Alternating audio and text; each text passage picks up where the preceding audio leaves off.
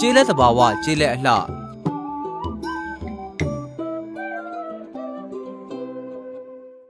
ဒီရွာကိုလူစိမ်းဝင်လာလို့ရှင်လေမထီလေးစားခန်းချစ်ချစ်ပုံစံနဲ့ဝင်လာလို့မရဘူးရှင်အဲ့ဒါဆိုကျွန်တော်ကငါတို့ကတော့ရောက်ချင်းမင်းမနိုင်ခင်းလေးနဲ့မှသွားတွေ့ရတာကိုကွာဘာနောင်ငယ်ဝတ်စုံလေးနဲ့ဆိုအရန်လာရွာရောက်လာတဲ့တထေးသားလေးမင်းသိရမလားနေအောင်တွေရမှာတူနေတယ်သူကဒီရွာမှာအချောဆုံးနေပြီးတော့မြို့သားနဲ့ဆိုလို့ရှင်လေအရန်လိုက်ပါနေနာမကဲဘူးဆိုရင်ငါဟိုလှဖုံးကောင်ကိုယူရတော့မှာဟာဟုတ်ပါတော့ပြီပါမြို့သားဆိုပြီးမြို့လူလဲဆိုပြီးငါတော်တော်အထင်ကြီးနေတော်တော်တုံးလာပဲယနေ့ညမဟာ TV Channel မှာစောင့်မျှော်ကြည့်ရှုအားပေးကြပါအောင်ခင်ဗျာကျေးလက်သဘာဝကျေးလက်အလှ